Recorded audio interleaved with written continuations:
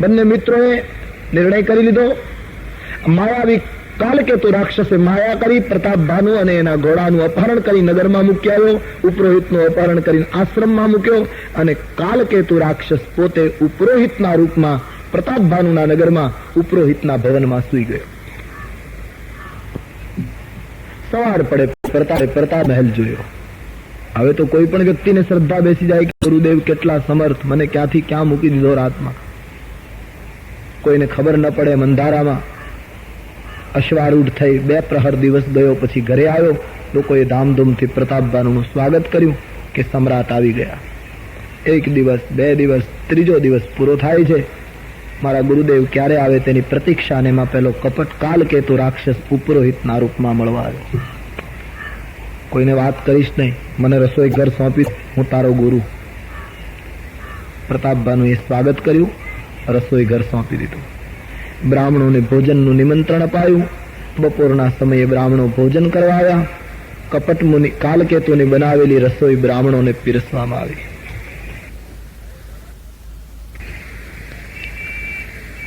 તમામ બ્રાહ્મણોની ભોજનની બધી જ વાનગી પીરસાઈ ગઈ. બ્રહ્માર્પણમ કરીને બ્રાહ્મણો જ્યાં ભોજન કરવા ગયા, આકાશમાંથી આકાશવાણી થઈ, વિપ્રવૃંદ ઉઠી ઉઠી ગૃહ જાઓ. હે ભૂદેવો, હે બ્રાહ્મણો, ભોજન કરશો નહીં. થાળી એમનેમ રાખી દઈને તમે ઉઠીને તમારે ઘરે જતા રહેશો. આ ભોજન જો તમે મુખમાં મૂકશો તો વૈદિક સંસ્કૃતિથી ભ્રષ્ટ થઈ જશે. આ ભોજન તમારે કરવા જેવું નથી. આ ભોજનની અંદર બ્રાહ્મણોનું અને જુદા જુદા મૃગલાઓનું માંસ નાખવામાં આવ્યું છે. કપટ કાલકેતુ રાક્ષસે બ્રાહ્મણો અને મૃગનું માંસ નાખી અને અપવિત્ર રસોઈ કરેલી. આકાશવાણીએ બ્રાહ્મણોને ચેતવી દીધા, ભોજન છોડીને ઘરે જતા રહો. બ્રાહ્મણો ઉભા થઈ ગયા રોષમાં. અને પ્રતાપભાનુને બ્રાહ્મણોએ ક્રોધના આવેશમાં શાપ આપ્યો કે હે રાજવી, ભોજન કરવા નિમંત્રણ આપીને તારે અમને છેતરવા હતા. ઈશ્વરે અમારો ધર્મ બચાવ્યો. આ ભોજન અમે લીધું હોત તો અમે વૈદિક સંસ્કૃતિથી ભ્રષ્ટ થઈ જાત ને. આવેશમાં આવેલા બ્રાહ્મણોએ શાપ આપ્યો પ્રતાપભાનુને, જા, અમારો શાપ છે, 1 વર્ષની અંદર તારા કુળમાં કોઈ શ્રાદ્ધ કરનારું નહીં. તારા સમગ્ર કુળનો નાશ થઈ જશે. અને પ્રતાપભાનુ, આવતા જન્મમાં તું રાક્ષસ કુળમાં જન્મ ધારણ કરીશ. કુળમાં કોઈ જળદાતા નહીં હોય. બીજી વાર આકાશવાણી થઈ છે, બ્રાહ્મણો, મેં તમને શાપ આપવાનું નહોતું કહ્યું. મેં તમને ભોજન છોડીને ઘરે જ જતું રહેવાનું કહ્યું હતું. ન્યાય આપવો, દંડ આપવો એ મારું કામ હતું. અને તમે એક ડગલું આગળ વધી અને પ્રતાપભાનુને શાપ આપ્યો છે. માટે બ્રાહ્મણો, આ પ્રતાપભાનુ રાવણ થશે ત્યારે પહેલા તમને પકડશે. કારણ કે ભૂલ કરી છે બ્રાહ્મણોએ. આકાશવાણીએ ખુલ્લા શબ્દોમાં બ્રાહ્મણોને ઠપકો આપ્યો છે, વિપ્રહુ શાપ વિચારી નદીનહા. પછી તો બ્રાહ્મણો ચિંતિત બન્યા છે, પણ મુખમાંથી વાણી નીકળી ગઈ. પ્રતાપભાનુ રસોઈ ઘરમાં ગયો તો ત્યાં કપટ કાલકેતુ નથી, બધું બગાડીને જતો રહ્યો છે. પ્રતાપભાનુ રડી પડે છે. બ્રાહ્મણોએ કહ્યું, રાજવી, તારે રાક્ષસ તો થવું પડશે, પણ અમારો આશીર્વાદ છે, જા, જ્યારે તું રાક્ષસ બનીશ ત્યારે એટલો વૈભવ, એટલી શક્તિ અને એટલો સાધન સંપન્ન બનીશ કે તને મારવા માટે ઈશ્વરને ધરતી ઉપર અવતાર લેવો પડશે. રણાંગણમાં રામના હાથે તારું મૃત્યુ થશે, સદગતિ થશે. બ્રાહ્મણો જતા રહે. હે ભવાની, કાલકેતુ રાક્ષસે કપટ મુનિને બધી વાત કરી. પરાજિત રાજાઓને પત્રો લખ્યા અને બધા રાજાઓ એકઠા થઈ કાલકેતુના કહેવાથી કઈ દેશ ઉપર હુમલો કરવા લાગ્યા. બ્રાહ્મણોના શાપને લીધે 1 વર્ષમાં પ્રતાપભાનુનું સમગ્ર કુળ નાશ પામ્યું. પ્રતાપભાનુ, એનો ભાઈ હરિમર્દન, એનો મંત્રી ધર્મરુચિ, પરિવારના અન્ય સદસ્યો, સૈનિકો બધા જ નાશ. વાસના અને તૃષ્ણાની ભૂખ તરસને આટલી વિશાળ બનાવે. તુલસી કહે, આ બધા પગલા રાક્ષસ થવાના પગલા હતા અને પરિણામે ઘટના ઘટકે રહી. પ્રતાપભાનુ બીજા જન્મમાં રાવણ થયો. એનો ભાઈ હરિમર્દન હતો, એ બીજા જન્મમાં કુંભકર્ણ થયો. અને ધર્મરુચિ નામનો પ્રધાન હતો, એ બીજી માતાને પેટે જન્મ લઈ અને વિભીષણ થયો. પ્રતાપ ભાનુના અન્ય કુટુંબના માણસોએ નાના મોટા રાક્ષસ થઈ અને ધરતી ઉપર જન્મ્યા. આમ પ્રતાપ ભાનુનું આખું કુળ બ્રાહ્મણોના શાપને લીધે રાક્ષસ કુળમાં પરિવર્તિત થઈ. રાવણનો જન્મ થઈ ચુક્યો. રામચરિતમાનસમાં રામ જન્મની કથાના પહેલા રાવણના જન્મની કથા છે. વાત પણ સાચી છે. રાત્રિનો અંધકાર બરાબર જામે પછી સૂરજ ઉગે છે સવારના, એટલે પહેલા નિશિચર વંશ છે, પછી સૂર્ય વંશની કથા છે.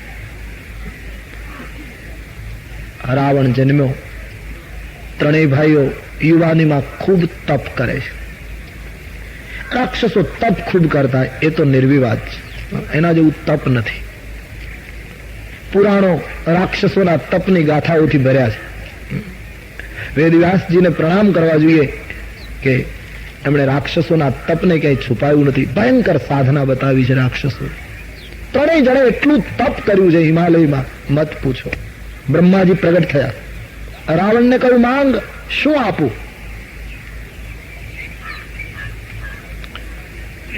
રાવણે બ્રહ્માજીને કહ્યું, તમે વરદાન આપવા આવ્યા તો એક વચન આપો. હમ કાહુ કર મરહીન મારે.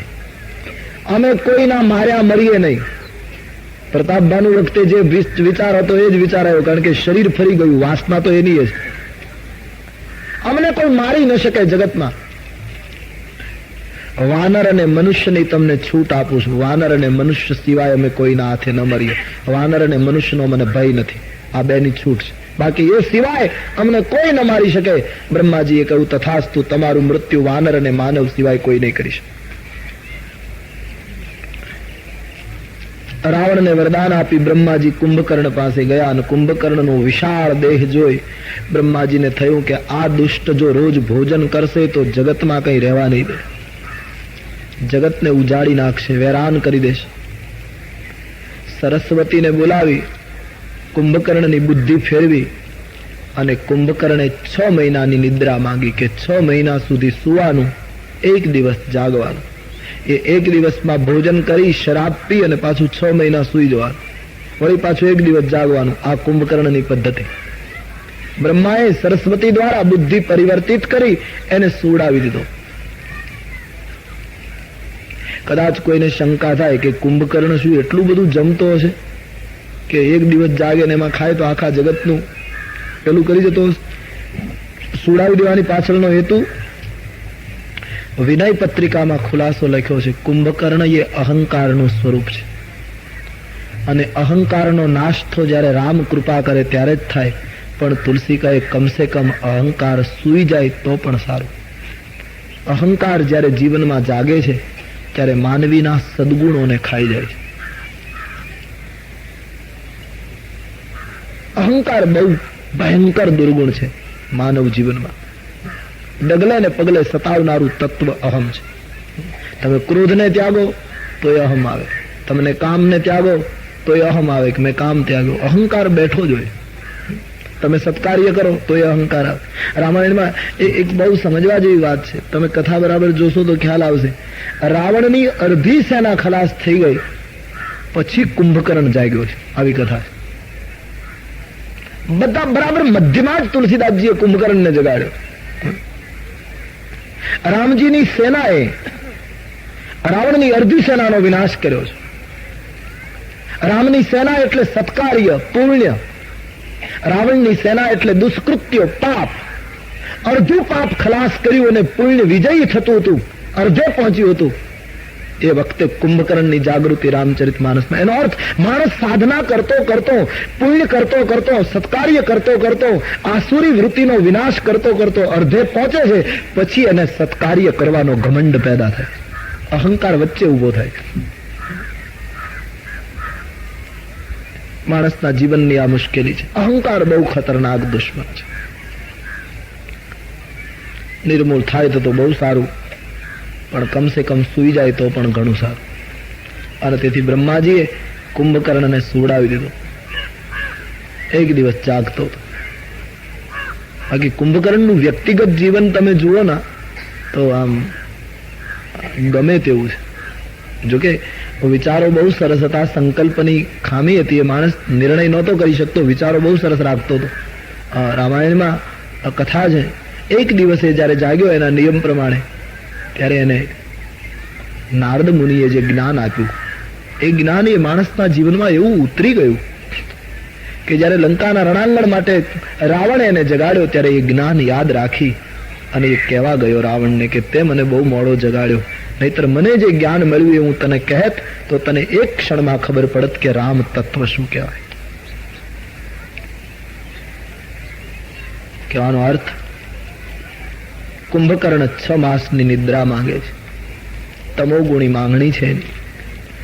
હવે બ્રહ્માજી વિભીષણજીની પાસે ગયા, વિભીષણને કહ્યું પુત્ર વરદાન માંગો, અને વિભીષણે કહ્યું એક જન્મ નહીં, જન્મ જન્માંતર સુધી ભગવત ચરણમાં નિર્મલ અનુરાગ પ્રાપ્ત હો. બ્રહ્માજીએ ભક્તિ અને પ્રેમનું વરદાન આપી જતા રહ્યા. ત્રણેય ભાઈઓ વરદાનથી સંપન્ન બની ધરતી ઉપર ઘૂમવા લાગ્યા. મૈદાનવ નામના એક રાક્ષસે મંદોદરી નામની કન્યાની સાથે રાવણનું લગ્ન કરાવ્યું. પોતાના બંને ભાઈઓને પણ પરણાવ્યા. અને પછી એ રાક્ષસે રાવણને કહ્યું તમારા જેવા મહાન વ્યક્તિ માટે એક સુંદર પાટનગર જોઈએ. તો કહ્યું સમુદ્રની વચ્ચે એક ત્રિકૂટ છે, ત્યાં લંકા નામની નગરી છે, ત્યાં અત્યારે યક્ષો નિવાસ કરે છે. રાવણ તમે એને હાંકી કાઢો તો એ નગરી હું તમારા માટે પુનઃ રચી દઉં, સુધારા કરી. રાવણે ચડાઈ કરી, યક્ષો જીવ લઈને જતા રહ્યા અને એ સ્થાન રાવણના કબજામાં આવ્યું. મૈદાનવે એને સવારી અને એ રાવણની લંકા બની. ત્યાં રાવણના રાક્ષસો કેન્દ્રિત થયા. જગવિખ્યાત નામ તેહી લંકા, પુષ્કળ સમૃદ્ધિ, સોનાનો કિલ્લો, પછી તો શું કહેવાનું. આટલી સમૃદ્ધિનો માલિક બની અને રાવણ લંકામાં કેન્દ્રિત થયો. એમણે ભાઈઓને પરણાવ્યા, કુટુંબીઓને બધાની યોગ્યતા પ્રમાણે મકાનો હતા. તમામ લોકો સોનાની લંકામાં કેન્દ્રિત થયા. આટલી બધી સમૃદ્ધિ આ માણસ પાસે હોવા છતાં એની બીજાની સંપત્તિ લૂંટવાની ભૂખ ગઈ નહીં. ગત જન્મની ભૂખ હજી એમનેમ રહી, ગત જન્મની તૃષ્ણા હજી એમનેમ બળવો કરતી રહી. તુલસીજી લખે છે, એક દિવસ સ્વર્ગમાં ગયો, કુબેરની તમામ ધન સમૃદ્ધિને પુષ્પક વિમાનમાં ભરી રાવણ લંકામાં લઈ આવ્યો.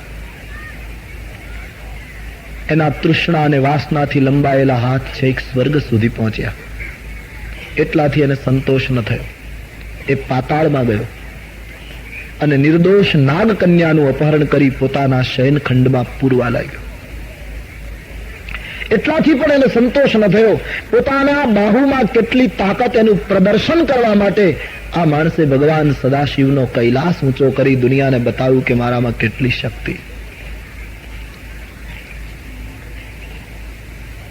રાવણના જીવનમાં મોટામાં મોટી કરુણા એ હતી કે કોઈનું સૌંદર્ય જોતો હતો તો સૌંદર્યનો શિકાર કરતો હતો, કોઈની સંપત્તિ જોતો હતો તો સંપત્તિની લૂંટ કરતો હતો. નહીતર આટલી બધી સમૃદ્ધિ પછી માણસને કેટલું જોઈએ? એટલી સમૃદ્ધિનો માલિક બન્યો. છેવટે એ લંકામાં આગ લાગી. આપણે ત્યાં કહેવાય છે લંકા ડૂબી અંતે. ક્યાં સુધી કેટલું જોઈએ માણસ? આમ બધી લૂંટ કરવા લાગ્યો. અપહરણ કરવું એ જ વિચારધારા, કોઈ દિવસ સમર્પણ કરવાનો વિચાર આ માણસના જીવનમાં ઉઠ્યો નહીં. ત્રાસ બોલાવા લાગ્યો. એક દિવસ તુલસીદાસજી કહે છે, સભા ભરીને રાવણ બેઠો છે અને સભાની આગળ પોતાનું પ્રવચન આપતા એમણે એમ કહ્યું, હમરે બેરી વિબુધ બરુથા. આ જગતમાં ભાઈઓ આપણા દુશ્મનો દેવતાઓ છે. એ લોકો સન્મુખ યુદ્ધ કરવા આવતા નથી. હું ગદા લઈને જયારે જાઉં છું ત્યારે મેરુ પર્વતની ગુફામાં સંતાય છે. એ લોકોને નિર્બળ બનાવી અને શરણાગત કરવા હોય તો એક જ ઉપાય છે, તમે બધા જ માણસો સમાજના એક એક વર્ગમાં પેસો, બધા સમાજની અંદર ભળી જાઓ અને યજ્ઞો અટકાવો, વેદ પુરાણની વાતોને તોડો, આશ્રમોમાં આગ લગાડો, ગાયોની કતલ કરો, વૃક્ષોને ખતમ કરો, ધરતીને ખોદી કાઢો, નદીઓના પાણી ઋષિ મુનિઓના લોહીથી લાલ કરી નાખો. આવી જો ઘટના ઘટશે તો ક્ષુધા ક્ષીણ દેવતાઓ એની મેળાએ મારી પાસે આવશે. પછી મારવા હશે તો મારીશું, બાંધવા હશે તો બાંધીશું, પણ તમે બધા જ મારા અનુચરો આ કામ કરો, સમાજના એક એક વર્ગમાં પ્રવેશીને આવું એક કાર્ય ઉપાડો. રાવણે પોતાના રાક્ષસોને આ સૂચના આપી છે, ધર્મને તોડી નાખો. ઇન્દ્રજીતને કહ્યું તું ગદા લઈને સ્વર્ગમાં જા, દેવતાઓને ત્રાસ આપ. પોતાના પુત્રને, પોતાના સંતાનોને, પોતાના સમાજને, પોતાના અનુયાયીઓને યજ્ઞ તોડો, ગાયોને ખલાસ કરો, વેદ પુરાણની વાતો કરે અને દેશ નિકાલ કરો, આશ્રમોની કર લો, ઋષિ મુનિઓના મસ્તક કાપી લો, આવી વિચારધારા શીખવે એ રાવણ. અને ટૂંકમાં રાવણના બધા માણસો સમાજમાં ફેલાઈ ગયા. મારીચ અને સુબાહુને અયોધ્યા અને જનકપુરની વચ્ચે મોકલી આપ્યા કે તમે ત્યાં થાણું નાખીને બેસો. શૂર્પણખાને દંડિકારણ્યમાં મોકલી આપી. આમ જુદી જુદી જગ્યાએ મહત્વના થાણા સ્થાપી અને ખોટો પ્રચાર શરૂ થઈ ગયો સમાજની અંદર. માનસમાં લખ્યું છે એ લોકોના પ્રચારથી દોરવાઈને સંસારમાં જુગારી, ચોર અને લંપટ માણસો વધવા લાગ્યા.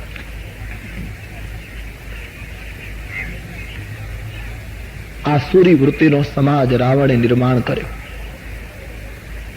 કદાચ રાવણને ખબર હતી કે આ સંસ્કૃતિના માણસો પાસે જ્યાં સુધી ઉપનિષદો જીવતા છે ત્યાં સુધી આ લોકોને પરાજિત કરવા બહુ કઠિન છે. અને તેથી કહ્યું, ઉપનિષદોના સૂત્રોને તોડી નાખો. શાસ્ત્રોની વ્યાખ્યા કરનારો માણસ શાસ્ત્રને છેદવાની સૂચના આપવા લાગ્યો. રામાયણમાં લખ્યું છે, કોઈ માતાને માનતું નથી, કોઈ પિતાને માનતું નથી, કોઈ ગુરુને માનતું નથી. શંકર ભગવાન રાક્ષસની વ્યાખ્યા કરતા ભવાનીને કહે, દેવી, આવી જેની વર્તુણુક પેદા થાય એને તારે રાક્ષસ સમજવું. માં નહીં માતુ, પિતા નહીં દેવા, સાધુ પહી કરવા વહી સેવા. માતૃદેવો ભવ, પિતૃદેવો ભવ, આચાર્ય દેવો ભવ, તમામ સૂત્રોનું ખંડન થવા લાગ્યું. આનું નામ રાક્ષસ, બીજું શું? માતાને ન માને, પિતાને ન માને, દેવને અને સંત સાધુને ન માને, તુલસીદાસજી કહે એને રાક્ષસ સમજવો. આવો ખોટો સમાજ નિર્માણ થયો. નિશિચરે પોતાનું પ્રાબલ્ય વધાર્યું, રાત્રિ ગાંઠ બની ગઈ અસુરોની. તુલસીદાસજીએ લખ્યું છે, એટલા બધા પાપો વધ્યા છે, મહાત્માઓના મસ્તક છેદાયા, અડધો હિન્દુસ્તાન હાડ પિંજરોથી ભરાઈ ગયા, ગાયો અને સંતોના હાડ પિંજરો રખડવા લાગ્યા ધરતી ઉપર, અસ્થિઓના ઢેર થવા લાગ્યા છે, નદીઓના પાણી લાલ રંગે રંગાયા છે, ધરતી કાંપી ઉઠી છે. સહન ન થયું ધરતીથી રાવણનો અત્યાચાર. ગાયનું રૂપ ધારણ કરી ધરતી ઋષિ મુનિઓની પાસે ગઈ કે હે મહાત્માઓ, 18 ભાર વનસ્પતિ, આટલો મોટો સાગર, આટલા પર્વતો, આનો વજન મને નથી લાગતો જેટલો પરદ્રોહીઓનો વજન લાગે છે. હવે હું અકળાઈ ઉઠી છું. સંતોએ બહુ સરસ ખુલાસા આપ્યા છે કે ધરતી એ ક્ષમાનું સ્વરૂપ છે અને ધરતી અકળાઈ ઉઠી એટલે સમગ્ર માનવ જાતની સમગ્ર ક્ષમા કાપી ઉઠી. જ્યારે માનવની સમગ્ર ક્ષમા ધ્રુજી ઉઠે ત્યારે ઈશ્વરના અવતારનું એક કદમ આગળ ઉઠે. ખળભળી ઉઠી ક્ષમા, હવે મારાથી સહન થતું નથી. ઋષિમુનિઓની પાસે ફરિયાદ કરી. ઋષિમુનિઓએ કહ્યું, અમારાથી કંઈ થઈ શકે એમ નથી, કારણ કે રાવણના ત્રાસથી અમારા ચિંતન મનન અટકી ગયા છે. રામાયણમાં લખ્યું છે, વેદ પુરાણની વાત કરનારને દેશ નિકાલ કરી દેતો હતો. તે બહુવિધિ ત્રાસઈ દેશ નિકાસઈ, જો કહ વેદ પુરાના. માનવીની ક્ષમા ધ્રુજે, માનવીનું ચિંતન મનન અટકી જાય ત્યારે પ્રભુનું બીજું કદમ આગળ ઉઠે. ધરતી અને ઋષિમુનિઓ દેવતાઓની પાસે ફરિયાદ કરે છે. દેવતાઓને કહ્યું કે તમે કંઈક કરો. દેવતાઓ કહે, અમે બિલકુલ પરાધીન છીએ. રાવણ આવે છે ત્યારે મેરુ પર્વતની ગુફામાં સંતાઈએ છીએ. એનો અવાજ સાંભળી અમે બપોરે જમી શકતા નથી, રાત્રિએ નિદ્રા નથી કરી શકતા. અમારું પણ કામ નથી. આ બધું બ્રહ્માજીએ કર્યું છે. આવો એટલે સત્કાર્યો, પુણ્ય પરિવાર, સમાજનું પુણ્ય પણ જ્યારે ભયભીત થઈ જાય પુણ્ય પણ કંઈ ન કરી શકે, ત્યારે પરમાત્માનું એક કદમ આગળ ઉપડે છે અવતાર માટે. ધરતી, ઋષિમુનિ, દેવતાઓ બધા બ્રહ્મલોકમાં ગયા છે. બ્રહ્માજીની પાસે ફરિયાદ કરી, મહારાજ આપે વરદાન આપ્યું, એનું આ પરિણામ છે. બ્રહ્માજી કહે હું જાણું છું, પણ કોઈ સાધના કરે એટલે મારે વચન આપવું જોઈએ. એનો અર્થ એ નથી કે એનો એ દુરુપયોગ કરશે, એની મને ખબર નહીં. આજ હું પણ મુશ્કેલીમાં છું. બ્રહ્મા બુદ્ધિના દેવતા છે, કહે છે મારી બુદ્ધિ કામ કરતી નથી, શું નિર્ણય કરવો? તો બોલે હવે કરવું શું? આ સમસ્યાનો ઉકેલ કેમ આવે? માનવ સમાજ ઉપર જે એક મોટી વિપત્તિ આવી ગઈ છે, આમાંથી માનવ સમાજને બચાવવો કેમ? આ ભયંકર અંધકારનો અંત કેમ આવે? બ્રહ્માજીએ કહ્યું, ક્ષમા કાપે, ચિંતન મનન અટકે, પુણ્ય ભયભીત થાય, બુદ્ધિ કામ કરતી બંધ થઈ જાય, પછી એક જ ઉપાય છે દેવતાઓ, આપણે બધા પરમાત્માની પ્રાર્થના કરીએ.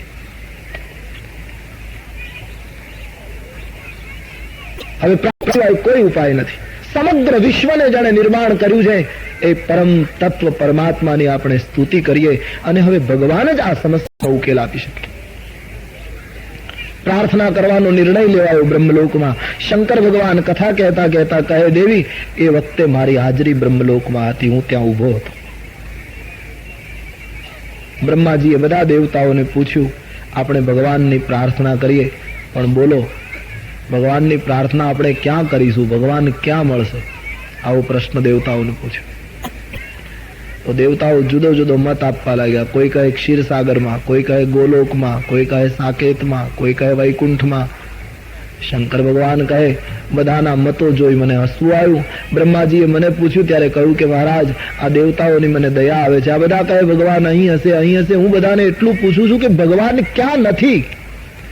હરિવ્યાપક સર્વત્ર સમાના, હરિવ્યાપક સર્વત્ર સમા, હરિવ્યાપક સર્વત્ર સમાના.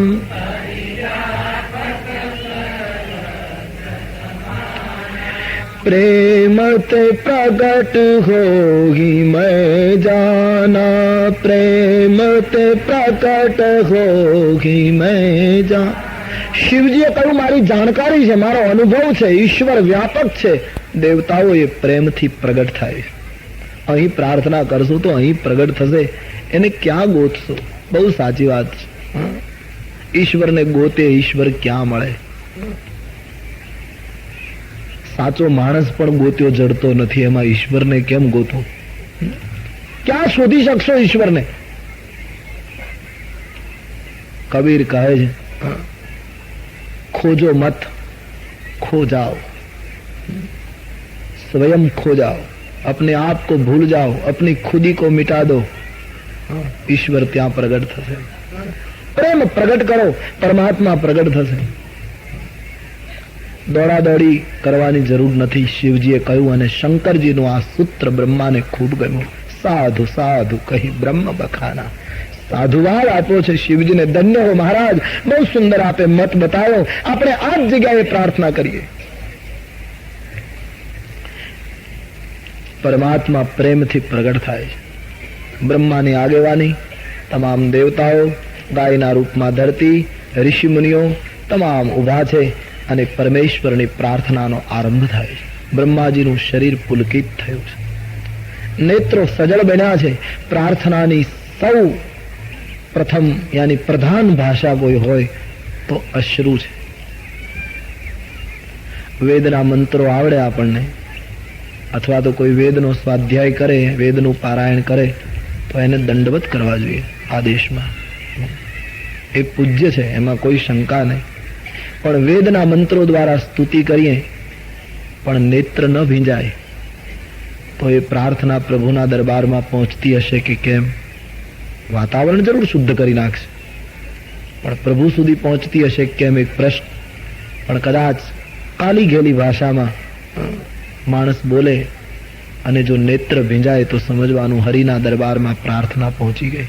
પ્રાર્થનાની પ્રધાન ભાષા છે અશ્રુ. જે લોકોએ સાચી પ્રાર્થના કરી છે બધા રડ્યા છે. उसी की प्रार्थना पहुंच पाई। प्रार्थना एक ही शब्द तो केवल माध्यम बनावવું પડે, કંઈક માધ્યમ રાખવું પડે। આખી પ્રાર્થનાની ભાષા તો આ શું છે? ઈશ્વરની આગળ ગમે તેટલા સુંદર શબ્દો તમે ગણો તો એ તો સકલ કલા ગુણ ધામ છે, એની આગળ આપણી વિદ્વતા શું કામની? આપણે ત્યાં નથી પેલી વાર્તા કે વિદેશની અંદર એક ચર્ચમાં રવિવારનો દિવસ હતો, પાદરી ઉભા છે અને એક 5 વર્ષનો બાળક પ્રાર્થના કરે, એકાગ્ર થઈ ગયેલો પ્રાર્થનામાં લીન થઈ ગયેલો છોકરો। એટલે પાદરીને થયું, હું આટલો મોટો ધર્મગુરુ, હું ક્યારેય આટલો એકાગ્ર નથી થયો, એટલો આ 5 વર્ષનો બાળક, આને વળી શું પ્રાર્થના આવડે? હું તો શાસ્ત્રવેતા છું। પ્રાર્થના પૂરી થઈ એટલે પેલા બાળકનો હાથ પકડી પાદરીએ પૂછ્યું, બેટા તું શું કરે? બોલે પ્રાર્થના કરું। પણ તને શું 5 વર્ષની ઉંમરમાં તને શું પ્રાર્થના આવડે? કહે નહીં, મારી બા મને દર રવિવારે મોકલે છે, હું દર રવિવારે પ્રાર્થના કરું। પણ પ્રાર્થનામાં શું બોલે છે?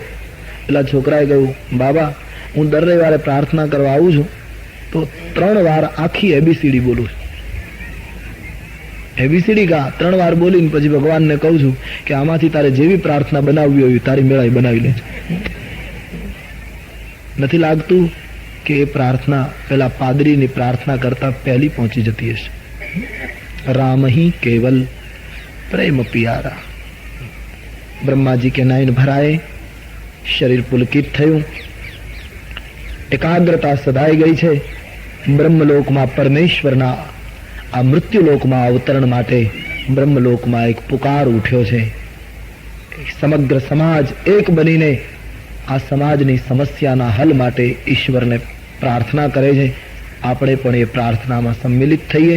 तुलसीदास ग्रंथ में सुंदर प्रार्थना लगी है, सब लोग इस प्रार्थना में सम्मिलित हो जाए। ब्रह्मा जी ने आगेवानी नीचे प्रार्थना नो प्रारंभ। सीताराम राम राम सीताराम राम राम सीताराम राम राम सीताराम राम राम सीताराम राम।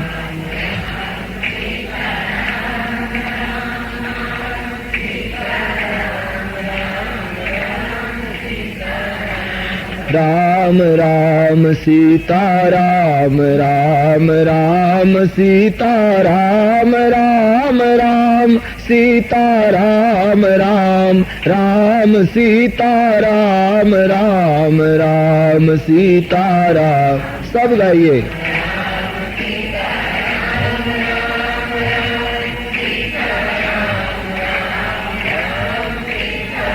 हम राम राम जय जय सूर नायक जन सुखदायक प्रणत पाल भगवंता।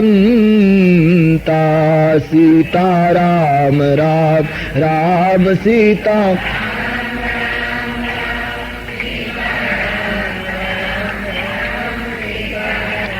राम राम गोद्विज हितकारी जय असुरारिक सिंधु सुता प्रिय कंता। सीताराम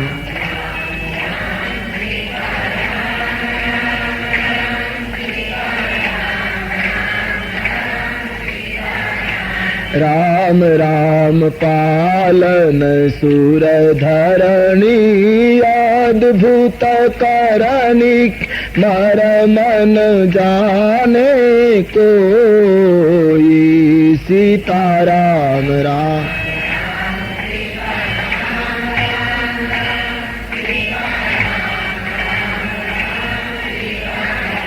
राम राम सो सहज कृपाला दीन दयाला करहु अनुग्रह सोई। सीताराम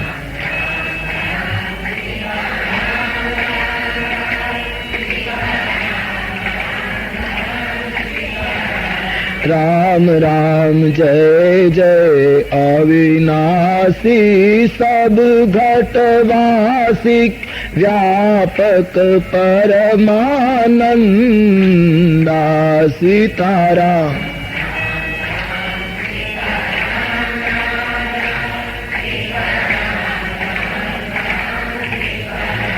राम राम अभिगति गोतीतम चरित पुनीतम माया रहित मुकुंदा सीताराम।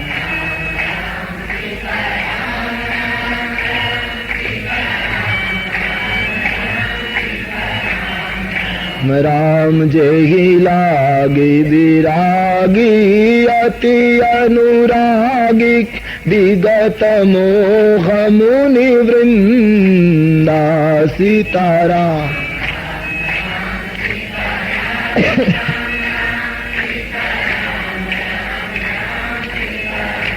राम राम निशिवासर ध्यावहि गुण गण गावहि जयति सचिदानंदा सीताराम।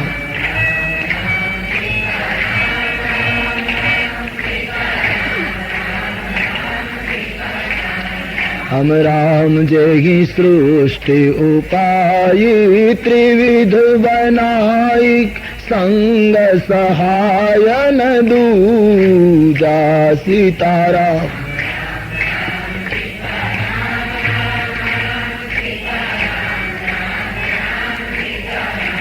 राम राम सो करहूँ अघारी चिंत हमारी जानी भक्ति न पूजा सीताराम।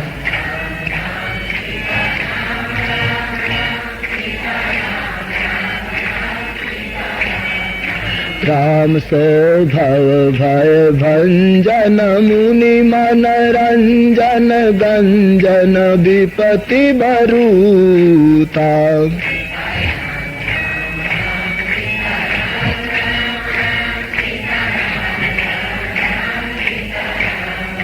राम मन बच क्रम वाणी छाड़ी सयानी शरण सकल सुरयूथा।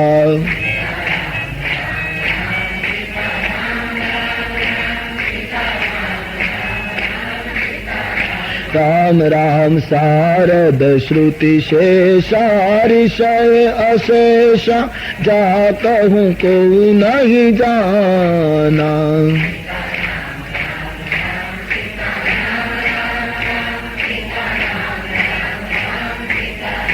राम राम जेहि दीन पियारे वेद पुकार द्रवऊ सोई भगवाना।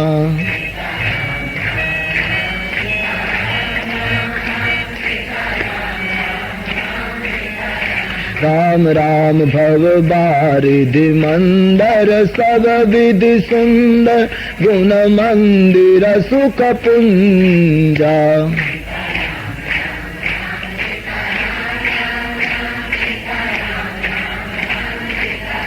राम राम मुनि सिद्ध सकल सुर परम भयातुर नमत नाथ पद कंजा सीता।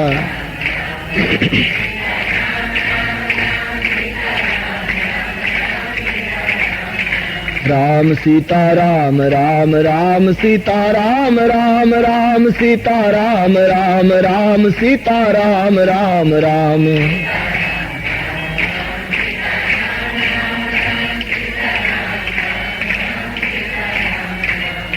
सीता राम राम राम सीता राम राम राम।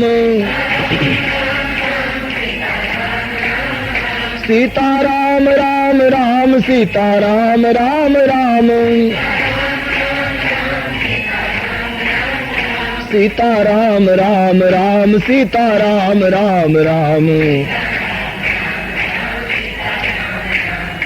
सीता राम राम राम सीता राम राम राम।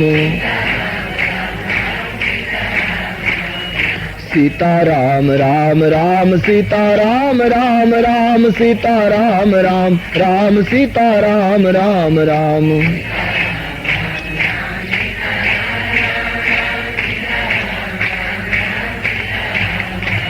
ब्रह्मा ની આગેવાની નીચે એક દિવ્ય પ્રાર્થના ઉઠી। આકાશમાંથી આકાશવાણી થઈ। શોક સંદેહને હરનારી દિવ્ય વાણી પ્રગટી છે. જની ડર પહુ મુનિ શુદ્ધ સુરેશા. તમામ દેવતાઓ મુનિઓ હવે કોઈ ડરશો નહીં. હું તમારા માટે મનુષ્ય અવતાર ધારણ કરીશ. મારા અંશ સહિત હું ધરતી ઉપર પ્રગટ થઈશ.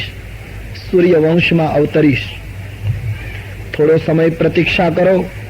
હું આવીને ધરતીની ગુરુતાનો નાશ કરીશ. પરમાત્માના વચનો સાંભળતા તમામ દેવતાઓ નાચવા લાગ્યા છે. ભગવાનનું ધરતી ઉપર અવતરણ થશે. ભગવાન રાક્ષસ કુળનો વિનાશ કરશે. આપણી સમસ્યાનો ઉકેલ આવી જશે. આપણો ભય તૂટશે. દેવતાઓ નાચતા આનંદ ઘેલા બની અને પોતપોતાના લોક તરફ પાછા ફરવા લાગ્યા. બ્રહ્માજીએ આડા ઉભા રહીને બધાને અટકાવ્યા. ક્યાં જાઓ છો? કઈ બોલે હવે શું કામ છે? ભગવાન પ્રગટવાના છે, એ બધું કરી નાખશે. અમે અમારા ભોગોમાં પાછા જતા રહીએ. બ્રહ્માજીએ કહ્યું નહીં, ઈશ્વર આવીને સમસ્યાનો ઉકેલ કરશે એ બરાબર, પણ અત્યાર સુધી ભોગ ભોગવવાની આપણને ટેવ પડી છે. હવે ભોગ આપવા માટે રીંછ અને વાનર બની ધરતી ઉપર બધા અવતરિત થાવ. ઈશ્વર આવે એના પહેલા તમામ લોકો સ્વરૂપની અંદર, રૂપની અંદર અભિમાની બનીને ફરતા બધા દેવતાઓ, આપણે બધાએ હવે કુરૂપ બનવાનું છે. રાવણને મારવા માટે ઈશ્વરની મદદે પરમાત્માની સાથે આપણે પણ પુરુષાર્થ કરવાનો છે ભગવાનની કૃપાને ઝીલવા માટે. અને તેથી તમામ દેવતાઓને બ્રહ્માએ કહ્યું, હવે ભોગમાં પાછું જવાનું નથી. બાનર તનુ ધરી ધરણીમાં હરિપદ સેવહું જાય. બધા દેવતાઓ ધરતી ઉપર ઉતરો. દેવતાઓએ પોતાના અંશમાંથી રીંછ અને વાનરના રૂપ લઈ ધરતી ઉપર નિવાસ શરૂ કર્યો છે. આમ પરમાત્માના પ્રાગટ્યની યોજના ઘડાઈ ગઈ. હવે તુલસીદાસજી રઘુવંશની, સૂર્યવંશની ગાથાનું વર્ણન કરવા, રામ જન્મનું પ્રકરણ લખતા તુલસીદાસજી આપણને અયોધ્યાની યાત્રા કરાવે છે.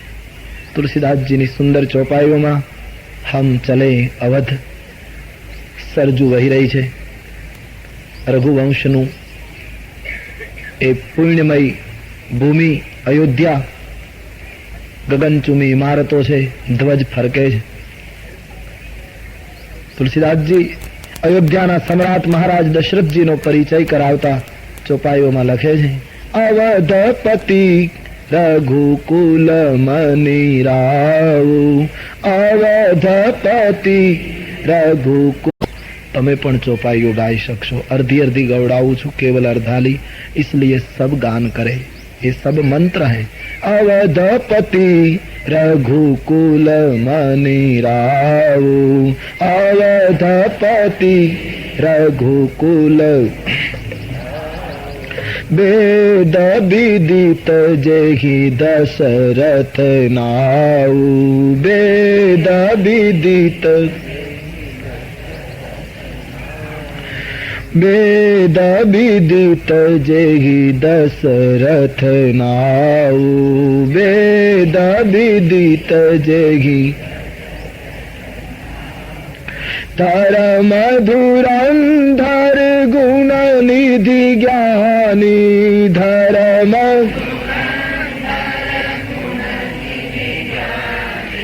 धर्म धुरंधर गुण निधि ज्ञानी, धर्म धुरंधर हृदय भगति मति सारंग पानी, हृदय भगति मति सारंग पानी, हृदय भगति मति सारंग पानी, हृदय राव, वेद विदित जेहि दशरथ नाऊ.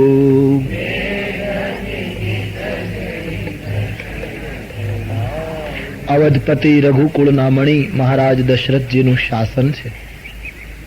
પોતે ધર્મ ધુરંધર છે, ગુણનિધિ છે. બાબાજી કહે જ્ઞાની પણ છે, પણ એકલા જ્ઞાની નથી, હૃદયમાં સારંગ પાણીની ભક્તિ પણ વહે છે. કૌશલ્યાદી પ્રિય રાણીઓ પાતિવ્રત્ય ધર્મ પાળે છે. ખૂબ સુખી સંસાર છે, કોઈ ચિંતા નથી. બધાના આચરણો પવિત્ર છે. દરેક રીતનું અયોધ્યાના મહારાજને સુખ છે. પ્રજા પણ દિવ્ય છે. પણ તુલસીદાસજીએ કહ્યું, માનવનું જીવન જ કંઈક એવું છે, એમાં કંઈ ને કંઈ ખામી રહેવાની. અખંડ કેવલ સીતાવર છે. મહારાજ દશરથજીના જીવનમાં તમામ સુખો હતા, પણ એક વેદના એને ક્યારેક ક્યારેક ખૂબ રડાવી જતી હતી, અને તે મારે પુત્ર નથી. આટલી રાણીઓ હોવા છતાં રાજભવનમાં કોઈ વારસદાર નથી. આ વેદના દશરથજીને ખટકે છે. બસ માણસનું જીવન જ આનું નામ, કઈ ને કઈ ખાડો રહેવાનો જીવનમાં, જેને પૂરી શકાતો નથી. માનવ માત્રમાં કઈ બીજું સુખ હશે તો કોઈ બીજી ત્રુટી હશે, પૂર્ણતા આવતી જ નથી. દશરથજીને તમામ સુખો, પણ પુત્ર નથી. આ એક વેદના છે. એક દિવસ રાજભવનમાં બેઠા છે. તુલસીદાસજીએ લખ્યું છે, એક બાર ભૂપતિ મન માંગી. સંસારી માણસ છે, માનવીને દુઃખ ઘણી વખત સતાવી જાય, અને તેથી અયોધ્યાના એ ચક્રવર્તી રાજભવનમાં બેઠા છે. એક વેદનાએ એને ઘેરી લીધા. એક બાર ભૂપતિ મન માંગી, ભાઈ ગ્લાની મોરે સુતનાગી. મારે પુત્ર નથી. શું કાલ રઘુકુળ અહીંયા સમાપ્ત થઈ જશે? વેદનાથી હૃદય ભરાયું, પણ એક કામ દશરથજીએ બહુ સરસ કર્યું. આ દુઃખ જ્યાં ત્યાં ન કહ્યું. માનવના જીવનમાં દુઃખો રહેવાના જ, જ્યાં ત્યાં દુઃખો ન ગાવ. તુલસીદાસજીએ યોગ્ય માર્ગ બતાવ્યો. ખૂબ જયારે દુઃખ થયું છે ત્યારે દશરથજી ઉઠી સીધા વશિષ્ઠ આશ્રમમાં ગયા છે, ગુરુદેવને દુઃખ કહેવા માટે. માણસના જીવનમાં દુઃખ પ્રગટે તો તુલસી માર્ગ બતાવે. કોઈ સંત સાધુને કહો. સંસારીઓને કહેવાથી એ તો ઉલટાનું દુઃખ વધારશે, કારણ કે એ પણ દુઃખી હોય છે. इस बस्ती में हमारे आंसुओं को कौन पोछेगा, कैसर का शेर है. इस बस्ती में हमारे आंसुओं को कौन पोछेगा, क्योंकि यहाँ जिसको देखो उसका दामन भीगा लगता है. અહીંયા બધાના પાલવ ભીના છે. कौन अपना आंसू लूछे. इस बस्ती में हमारे आंसुओं को कौन पोछेगा, यहाँ जिसको देखो उसका दामन भीगा लगता है. दीवारों से लिपट कर रोना अच्छा लगता है, हम भी पागल हो जाएंगे ऐसा लगता है. क्या कैसो दुख. कोई संत ने, कोई महापुरुष ने बड़ा सुंदर मार्गदर्शन देते हैं बाबा जी. गुरु गृह गए वो तुरंत महिपाला. तुरंत गए गुरु के द्वार. चरण लागी કરી વિનય વિશાલા. પ્રણામ કર્યા છે. અવધેશની આંખમાં અશ્રુ જોઈ વશિષ્ઠજીએ પૂછ્યું છે, મહારાજ શું છે? તો નિજ દુઃખ સુખ સબ ગુરુ હી સુનાય. બાપજી, આપના આશીર્વાદથી બધા સુખો છે, પણ મારા રાજભવનની દિવાલો ઝંખે છે કે કોઈ બાળક અમારા ઉપર હાથ અટકાવીને ચાલતા શીખતું આ મહેલમાં હોય. રાણીઓ ઉદાસ બેસી રહે છે. મહારાજ, શું મારા ભાગ્યમાં પુત્ર સુખ નથી? દુઃખ પણ ગાયું, સુખ પણ ગાયું.